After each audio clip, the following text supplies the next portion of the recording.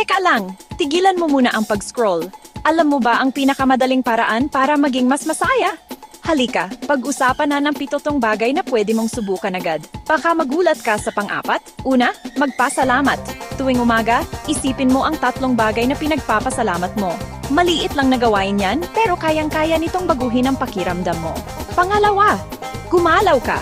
Kahit maikling lakad lang, o pagsasayaw sa kusina, makakatulong yan para maglabas ng endorphins at mapaganda ang araw mo.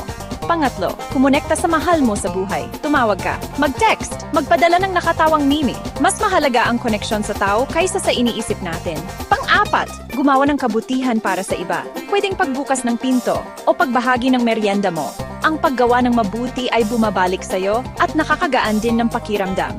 Panlima, sumubok ng bagong bagay. Subukan ng bagong recipe o ibang ruta papuntang trabaho. Ang pagbabago ay nagpapanatili ng excitement at sariwang pakiramdam sa buhay. Pang-6, magpahinga sa paggamit ng gadget. Ilayo mo muna ang cellphone mo. Pansinin ang mundo sa paligid mo kahit 10 minuto lang. At panghuli, pang-7, tumawa. Manood ng nakatawang video. Magbiro, balikan ang nakakatawang alaala. Ang tawa talaga ang pinakamagandang gamot. Subukan mo ang mga ito at tingnan natin kung ano ang mangyayari. Minsan, ang kaligayahan ay ilang maliit na hakbang lang ang layo.